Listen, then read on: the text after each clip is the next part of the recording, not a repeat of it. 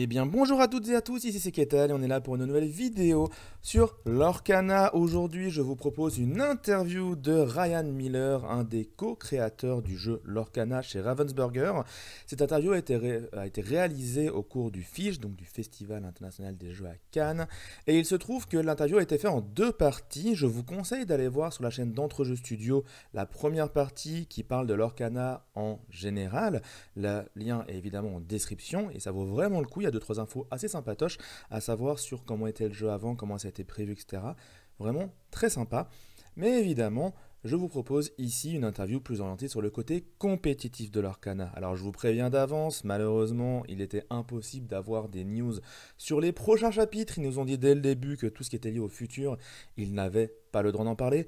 Mais on a quand même pas mal de petites choses à se mettre sous la dent en ce qui concerne le compétitif et leur avis sur différentes questions, en sachant que j'ai posé quand même en priorité le maximum de questions que vous m'aviez proposées dans le petit questionnaire que je vous avais donné.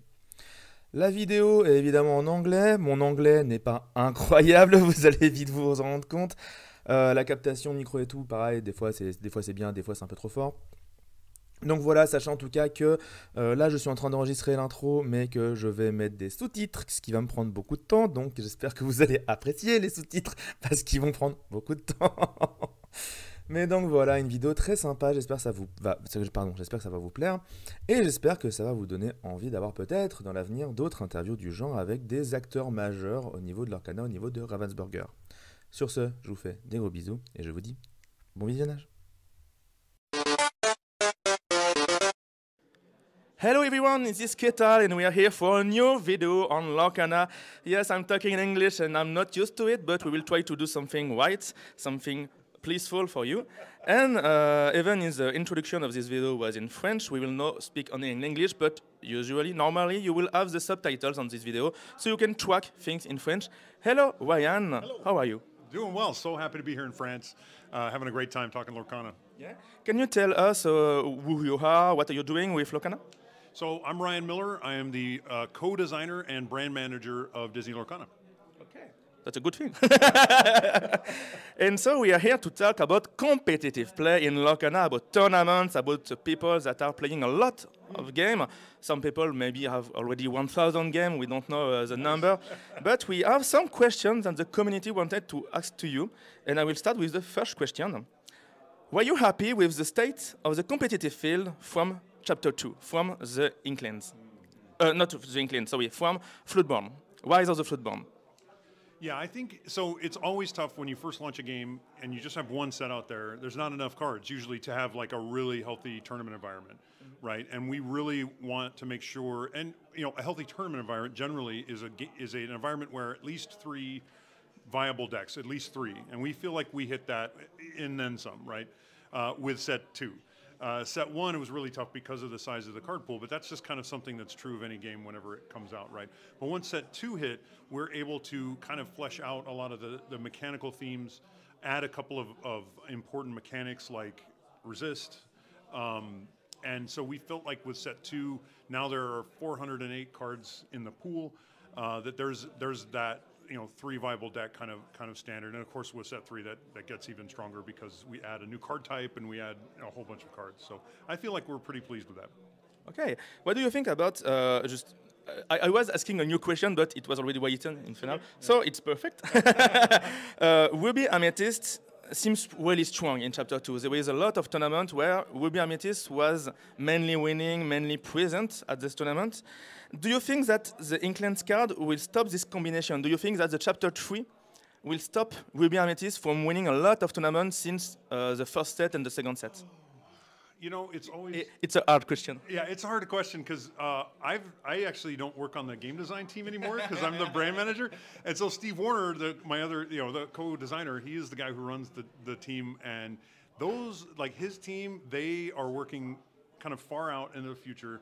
And they know before anyone, like the decks that are going to rise to the top. They also know like what each set is going to change, that sort of thing.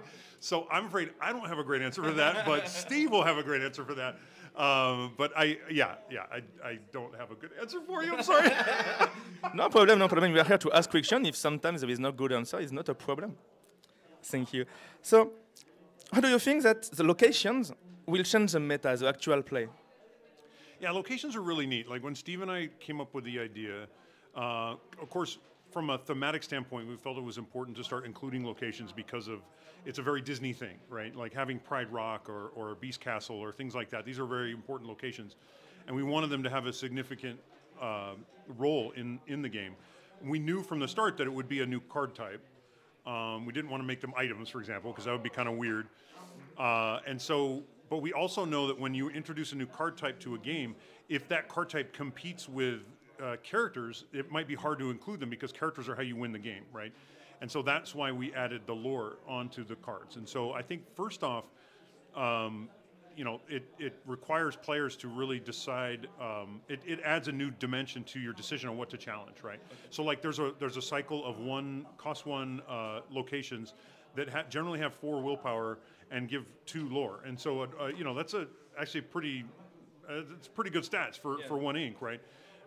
And can really change how your opponent decides what to do about what you got on the board. And so I think it will absolutely. And then of course there are some really fascinating. I mean, there's already like a really high lore, you know, combo out there, you know, with that includes a location. So I think it's already starting to change people's perceptions on the types of decks they want to build. It's really difficult to have a new card type hit the tournament scene. And so we're hoping that we've done that with this, but I think we have. Yeah, totally. I think that location is really interesting because there was a need for cards that will help the character. And in any game, we see cards like attachments, or in Magic, we see the equipment, things like this, that you can attach on character. It was a really fun twist that instead of having a new card type that attached to character, it's a new card type when you attach your character at the new card type. So it was really interesting, and I think that using location from Disney that are sometimes big things, sometimes locations that fans really love, really likes. It was really a cool idea, I think. Oh, thanks. Yeah, I think you know, attachment type cards always have, or generally in trading card games, kind of have this baggage that, you know, you attach it to one of your characters, but if someone gets rid of that character, you've lost 2 cards now. And I'm not saying we will never do an attachment card, but it definitely has that kind of feel to it. And we thought about attachments for characters, but for locations it just didn't seem right, because you should be able to, like, lots of people should be able, you know, to go to that location.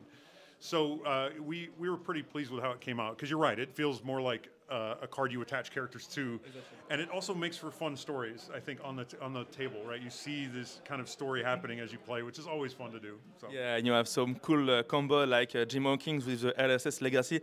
So there is something interesting just in storytelling in the game. So the next question is, a lot of people are frightened about Jafar in the set 3 and a whole new world. A lot of people are frightened that, oh my god, this will be the 0 tier, the S tier deck, it will beat everything. Are you too frightened about this combo? I think surely the design team have seen something like this a long time before we did, but are you frightened? Do you think that there is something in the chapter 3 that can stop people with this kind of deck to win games a lot?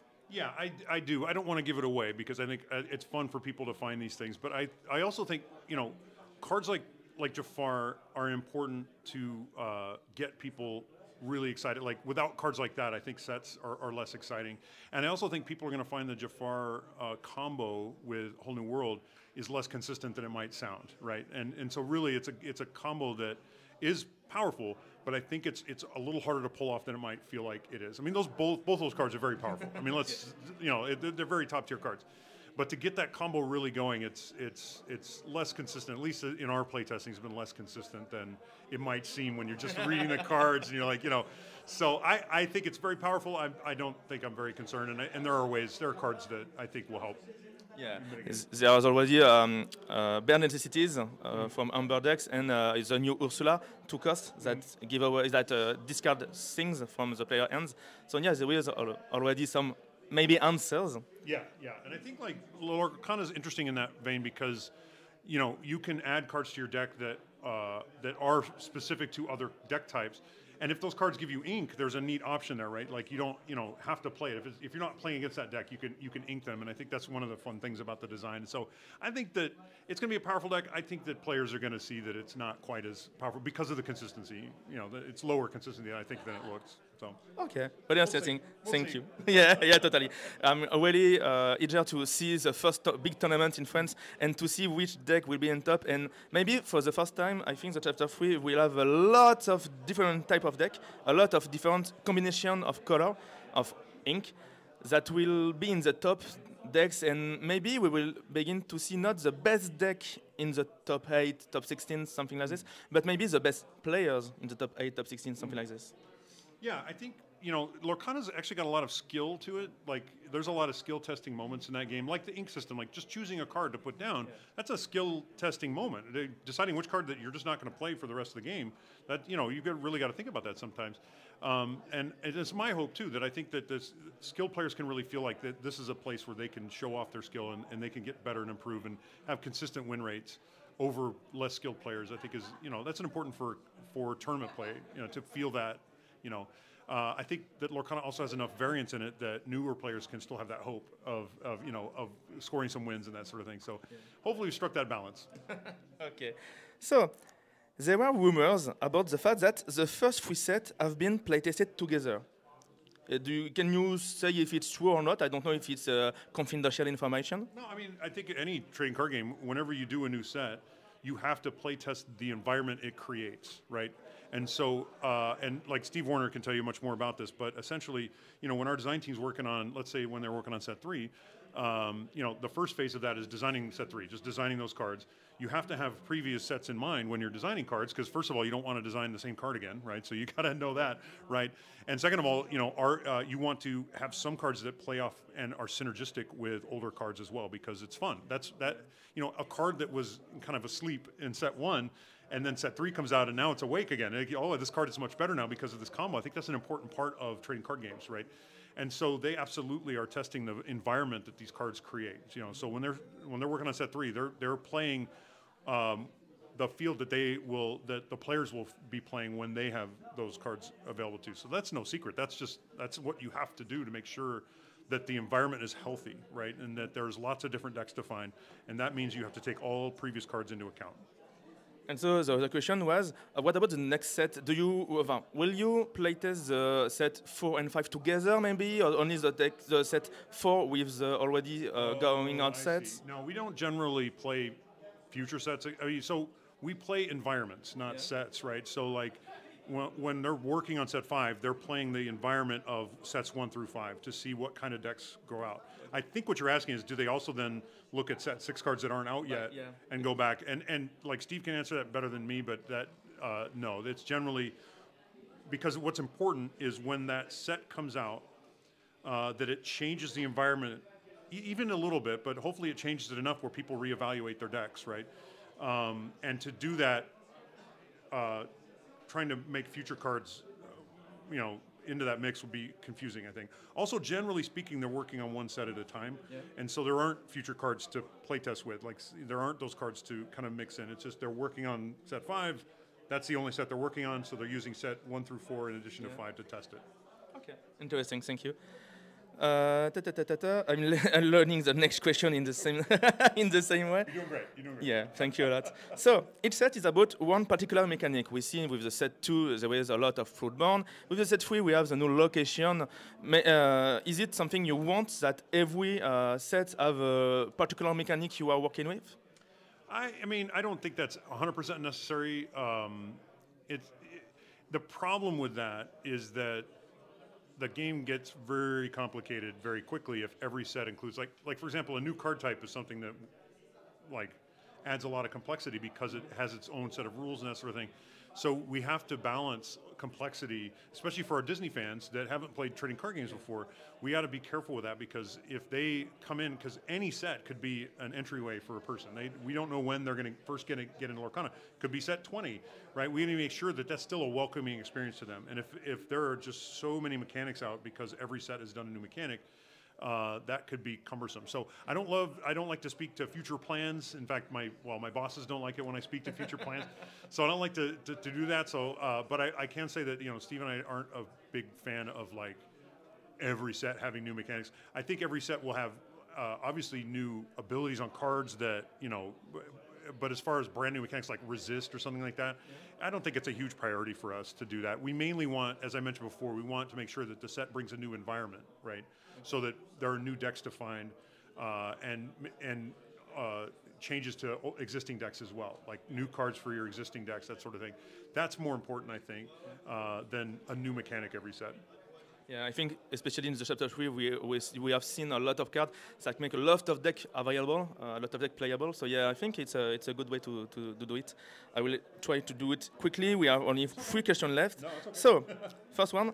First player is actually with an advantage. There was a lot of statistics that show that the player that wins the toss and wins the choice to be the first player actually wins something like 60% of the game.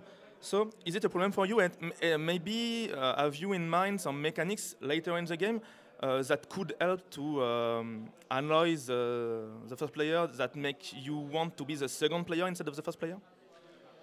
Yeah, so I mean, again, I can't talk much about the future. It's definitely something we've had our eye on. Our estimates are closer to 53%, okay. And so we haven't seen the 60%, but our estimates are closer to that, which, you know, it's never great to feel like, you know, the game came up to a coin toss or something like that.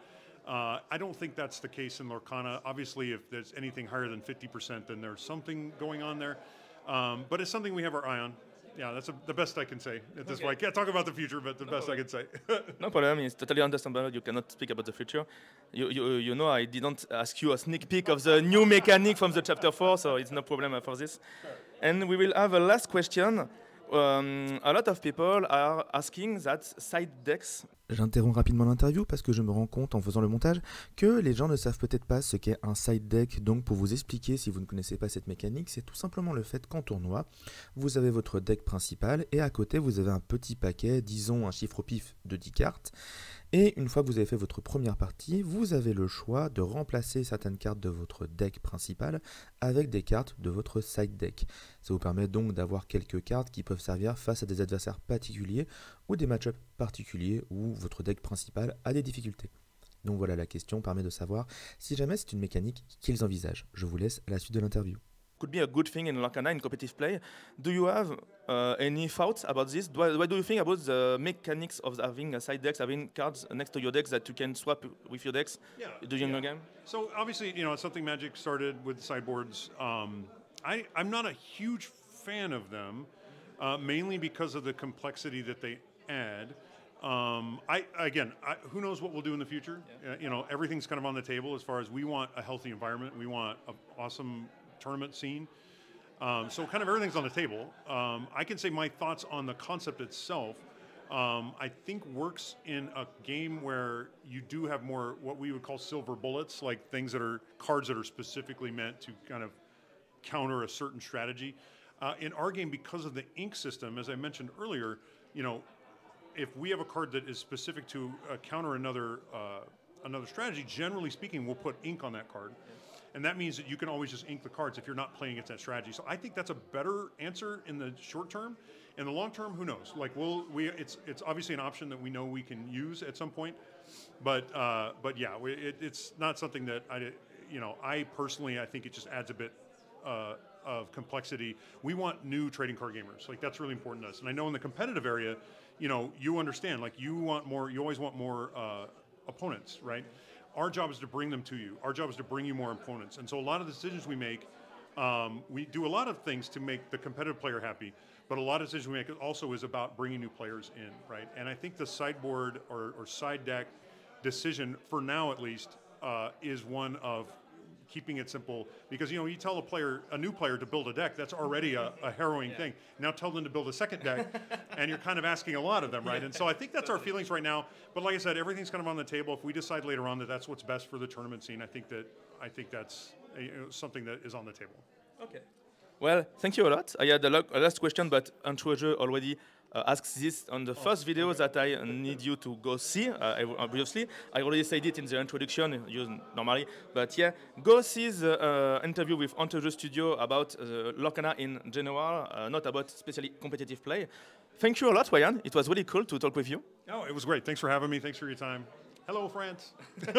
Thanks for having me. And to mimic the other interview, I won't ask you last word, but what is your favorite card actually? My favorite what? Yeah.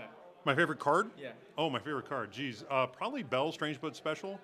Okay. Because it's a really, I designed the card, and it's got a fun kind of dream to it. You read it, and you're like, oh, if I get this out, and, she's kind of fun. So yeah, she'd be my favorite. So have you already designed Alice too? Because it's very similar. No, by the time that Alice made, I haven't designed cards since set 2. Okay. So I mean, a couple since then, but not full. So because I moved up to Brand Manager, and so I don't get to design cards as much. I don't get to play as much. So one of the reasons I'm excited to be here in France is to play. I want to play lots of games, so that's why I'm here. Okay. Thank you a lot, and see you guys in the next video. Ciao.